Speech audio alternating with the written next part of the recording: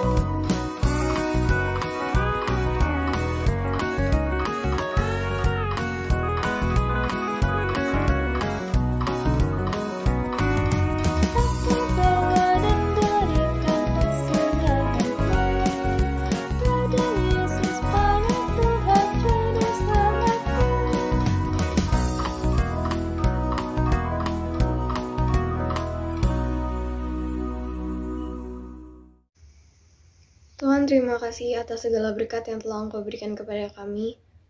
Tuhan, sekarang kami mau mengumpulkan persembahan. Kiranya persembahan ini dapat dikelola untuk gereja GKI Metro ini. Terima kasih Tuhan, dalam nama Tuhan Yesus. Amin.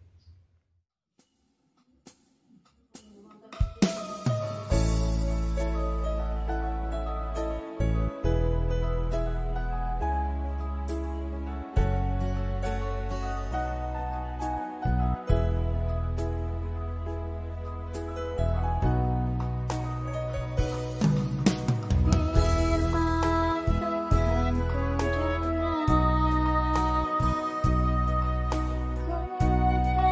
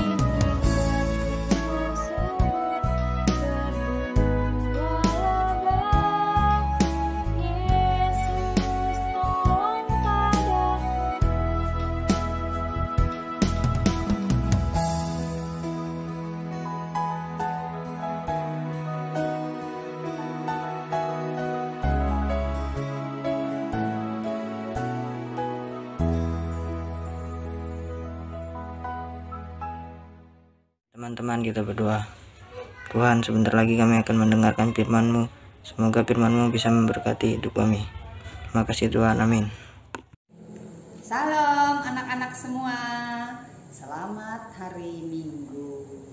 Nah anak-anak semua, kalau tadi kita sudah berdoa, memuji nama Tuhan, kini saatnya kita mendengarkan firman Tuhan. Ayo anak-anak, boleh buka Alkitabnya atau HP yang memakai HP, boleh buka bacaan kita pada hari ini diambil dari Kitab Keluaran. Kitab Keluaran pasal 40 ayat 1 sampai 33. Dengan tema Musa mendirikan kemah suci.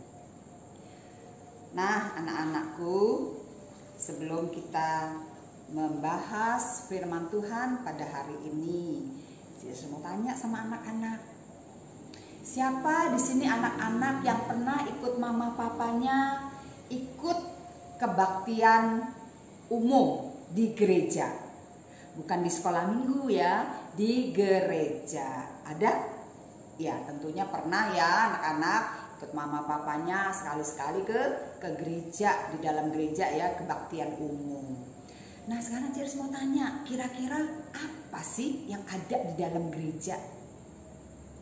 Ada yang tahu? Ya pasti kalau di dalam gereja ketika kita duduk manis, kita melihat ke depan, yang terlihat adalah mimbar gereja. Kemudian ada mic, kemudian ada lagi layar, ada lagi lampu-lampu, ada juga meja perjamuan. Nah, lalu apa gunanya semua itu? Ya, peralatan itu adalah untuk menunjang agar kebaktian dapat berlangsung dengan baik. Nah, anak-anak, kalau anak-anak sudah pernah melihat gereja, sudah melihat di dalamnya ada peralatan untuk menunjang kebaktian.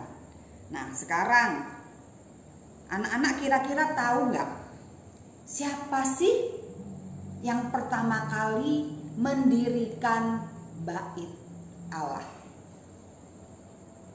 Pasti anak-anak ada nih yang tahu. Kalau tahu coba siapa ya? Ya tentunya ya kalian sudah pernah mendengar cerita tentang Raja Salomo. Nah, Raja Salomo adalah orang yang pertama kali mendirikan bait Allah. Loh, lalu kalau misalnya bait Allah didirikan oleh Salomo, orang-orang Israel sebelum Raja Salomo mereka beribadah di mana kalau gitu? Mereka beribadahnya di kemah suci, atau bahasa Inggrisnya dikatakan tabernakel. Anak-anak tahu kira-kira seperti apa sih bentuk kemah suci? Kemah suci kalau kita lihat kemah, tahu ya anak-anak ya, karena pernah berkemah, mungkin yang pramuka pernah mengikuti perkemahan berupa tenda, ya berupa tenda, di dalamnya ada satu. Tetapi kemah suci yang ada saat itu tentunya berbeda dengan kemah-kemah yang dipakai oleh pramuka. Yuk kita lihat coba gambarnya. Bentuknya seperti apa sih kemah suci itu? Ini dia nih gambar kemah suci. Nah, kemah suci itu ternyata di dalamnya itu begitu banyak sekali perkakas peralatan untuk menunjang kebaktian. Nah, pada saat itu Tuhan Yesus memerintahkan kepada Musa untuk membangun kemah suci. Nah, saat itu Musa sedang berjalan menuju ke Gunung Sinai ketika Tuhan memerintahkan Musa. Sehingga kemudian Musa dengan bersungguh hati dia melakukan perintah Tuhan.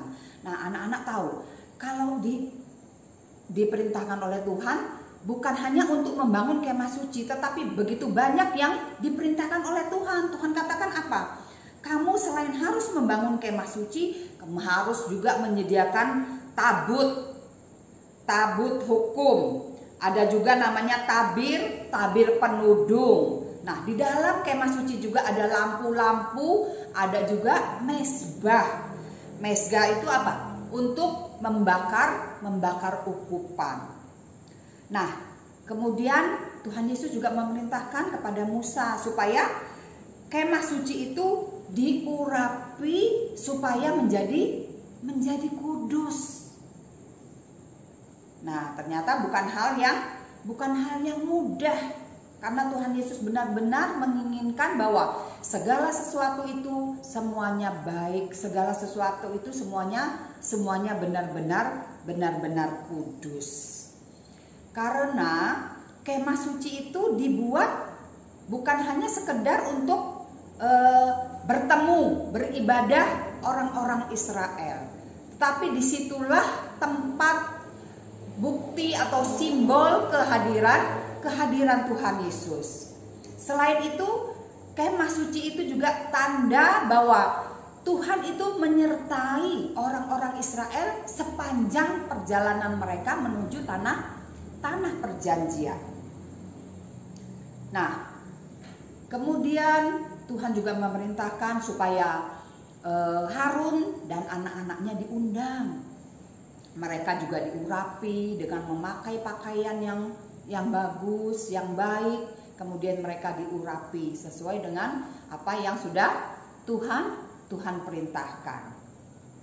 Nah, anak-anak semua, ternyata ketika kita melihat kemah suci yang ada di dalam pikiran kita, oh kalau begitu kita bukan hanya di dalam gereja kita harus berlaku taat, berlaku manis, tetapi kemah suci itu juga sama dengan gereja. Jadi barang siapa yang sudah memasuki kemah suci sama dengan kita memasuki gereja. Nah, kalau anak-anak semua saat ini beribadah bukan di dalam gereja. Kita sekolah minggu karena pandemi kita tidak bisa pergi ke gereja. Kita kebaktiannya secara online. Nah, ini merupakan satu tantangan buat anak-anak semua. Apa yang harus kita lakukan ketika kita beribadah? Bukan hanya kita manis, kita taat, berlaku baik di dalam ketika berada di dalam gereja, tetapi ketika kita juga mengadakan kebaktian melalui online, kita harus tetap berlaku manis. Karena di situ Tuhan hadir. Jadi selain tanda atau simbol bahwa Tuhan itu hadir di dalam kemah suci, kita juga harus merasakan bahwa Tuhan itu hadir walaupun kita beribadahnya melalui online. Jadi kita tetap harus berlaku manis, kita harus tetap mentaati Tuhan, harus menghormati. Nah, seperti apa yang sudah Tuhan Yesus perintahkan kepada Musa, peralatan yang ada di dalam gereja itu sudah dikuduskan. Jadi kalau anak-anak berada di dalam gereja, nah kita juga punya kewajiban untuk menjaga, merawat semua peralatan yang ada di dalam gereja, karena itu adalah alat penunjang untuk kita beribadah dengan baik, memperlancar semua ibadah, ya kan, hingga ibadah itu bisa berlangsung dengan lengkap, sempurna dan baik. Nah, anak-anak, sebelum kemah suci didirikan, apakah Tuhan Yesus tidak pernah hadir? Sudah tentu Tuhan Yesus tetap hadir, walaupun hadirnya itu tidak secara langsung. Kalau tadi dikatakan kemah suci adalah tempat di mana Tuhan Yesus hadir, ya kan? Nah, sekarang kemah suci itu didirikan kan sebagai simbol. Nah, pada waktu kemah suci belum ada, Tuhan Yesus itu hadir bagaimana caranya? Dia hadir bertemu, berjumpa dengan para rasul. Pada saat itu bertemu dengan Musa. Nah, kemudian merekalah yang menyampaikan apa yang sudah Tuhan firmankan kepada umat Israel. Nah, kalau misalnya kemah sucinya sudah jadi, otomatis kan Tuhan Yesus bisa berjumpa atau bertatap muka langsung dengan umat Israel. Nah, oleh karenanya anak-anak semua kita boleh belajar bahwa Tuhan sudah menjumpai kita dimanapun kita berada. Bukan hanya di dalam gereja, saat kita berkumpul, ketika kita benar-benar ingin bertemu dengan Tuhan Yesus, 2-3 orang pun Tuhan Yesus pasti hadir. Nah, di dalam kemah suci itu Tuhan tidak membatasi ruang. Berarti artinya apa? Artinya Tuhan itu bukan hanya hadir di dalam kemah suci. Nah, berarti Tuhan itu bukan hanya hadir di dalam gereja, tetapi di mana hati kita berada, kita ingin bertemu dengan Tuhan, Tuhan selalu ada. Nah, oleh karenanya apa yang harus kita pelajari? Harus kita siapkan supaya kita boleh benar-benar menjadi anak Tuhan yang baik. Pertama, coba anak-anak boleh ambil kertas atau pulpen ya, karena nanti kita akan mengadakan aktivitas sesuai dengan apa yang sudah Cik Riz katakan.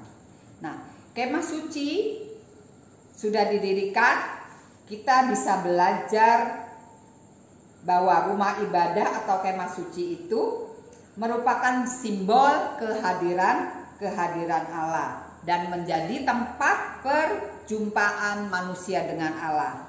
Nah, kehadiran Tuhan itu kita katakan apa tadi? Tidak terbatas.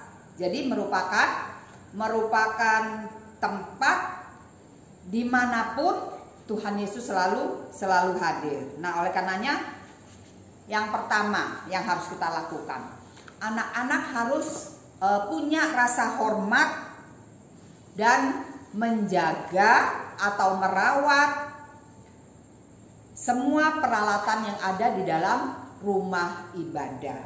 Kemudian yang kedua kita harus tetap berlaku taat, setia, dan berlaku baik sekalipun kita beribadah itu tidak di dalam gereja, karena Tuhan selalu hadir dimanapun dia berada. Ya, kemudian yang ketiga, kemah suci itu mengingatkan kita bahwa Tuhan itu hadir. Dia selalu ada bersama dengan kita. Nah, oleh karenanya yang diminta oleh Tuhan adalah bahwa kita harus rajin beribadah. Seperti juga umat Israel, orang-orang Israel itu. Ketika mereka beribadah di kemah suci, Tuhan itu menginginkan supaya apa? Iman mereka itu menjadi bertumbuh. Nah, kalau anak-anak semua rajin beribadah, rajin mengikuti acara sekolah minggu, Yesus yakin ya, kalian pasti imannya semua bertumbuh dan kalian menjadi anak-anak yang baik sesuai dengan apa yang Tuhan inginkan. Amin.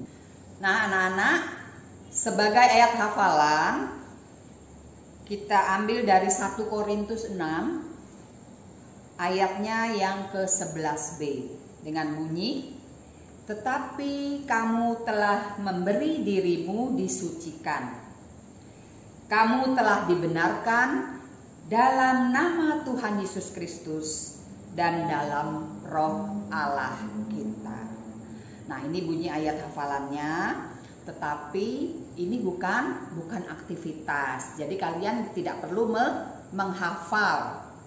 Yang penting asal kalian bisa boleh membaca, kemudian boleh mengimani setiap kata-kata ini, sehingga apa yang tersirat di dalam kata-kata di dalam Korintus 6 ini bisa menjadikan diri kita menjadi lebih baik, ya kan? Karena kata-katanya, tetapi kamu telah memberi dirimu disucikan, kamu telah dibenarkan dalam nama Tuhan Yesus Kristus dan dalam Roh Allah kita. Nah, sebagai aktivitas yang Cik Riz minta, tadi Cik Riz katakan ya, kalian boleh menyiapkan pulpen dan kertas, ya kan? Tapi kalau ada yang tadi mendengarkan benar-benar cerita melalui firman Tuhan itu dengan baik, pasti udah tertanam di dalam otaknya, ya kan, apa yang diminta. Nah, aktivitasnya pada hari ini adalah, nah, kalau kemah suci atau tempat ibadah, ya, tempat ibadah lah ya, tempat ibadah itu sebagai simbol kehadiran Tuhan Yesus. Apa sih yang harus kita lakukan sebagai anak-anak Tuhan yang baik ketika kita berada di dalam rumah ibadah? Tadi Ciri sudah sebutkan 3 ya, 1, 2, 3. Nah, kalian baru boleh menjawabnya, kemudian dikirim ke dalam grup ya. Nanti siapa yang bisa menjawab dengan tepat bisa mendapatkan hadiahnya untuk 3 orang. Oke? Ya, sampai jumpa. Iya, kita semua sudah dengarkan ya firman Tuhan hari ini yang dibawakan oleh Cik Riz. Ternyata tantangan itu selalu ada ya buat kita ketika kita mau ibadah kepada Tuhan. Tapi kan yang paling penting adalah apakah kita siap untuk membawa diri kita mau dekat dengan Tuhan melalui setiap ibadah yang kita lakukan. Walaupun saat ini kita tidak ibadah di dalam gedung gereja kita, tapi Tuhan boleh tempatkan kita di rumah kita masing-masing yang adalah gereja-gereja kecil untuk membentuk kita menjadi pribadi-pribadi yang luar biasa.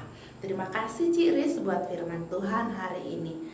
Nah, anak-anakku, sekarang tiba saatnya ya buat kita untuk mengakhiri ibadah kita melalui small hari ini. Karena itu, mari kita berdiri, kita akan bersama-sama puji nama Tuhan. Ada satu sobatku, yaitu Yesus, sobat yang setia. Lalu setelah itu, kita akan bersama-sama berdoa mengakhiri ibadah kita yang dipimpin oleh teman kita, Lilian. Mari silahkan.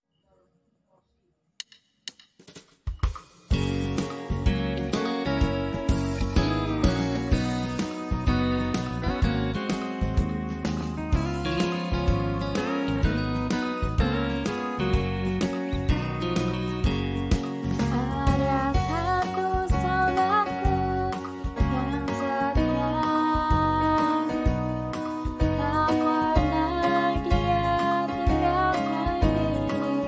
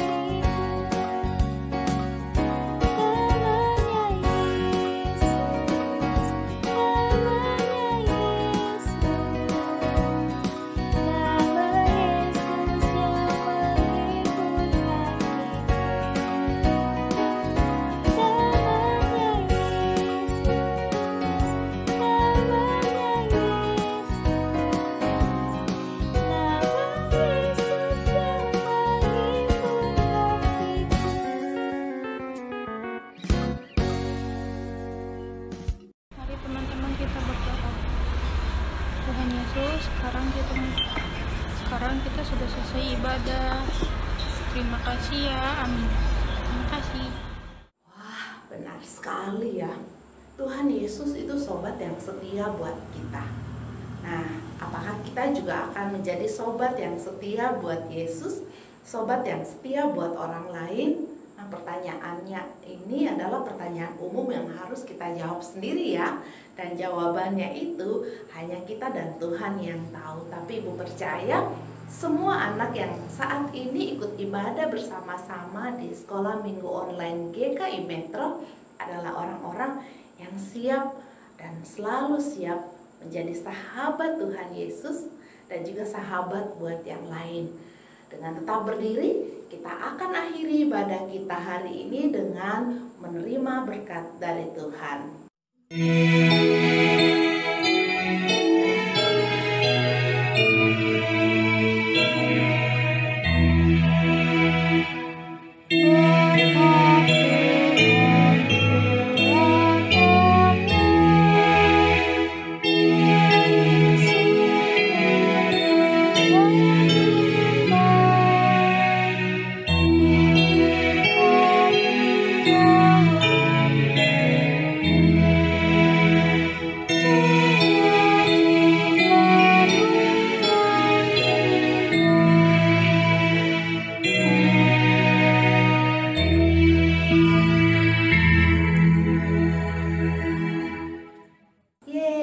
Selesailah sekolah minggu. Selamat hari Minggu. Tuhan memberkati. Sampai jumpa di minggu-minggu yang akan datang dalam kisah-kisah yang tentunya tidak kalah menarik. Bye.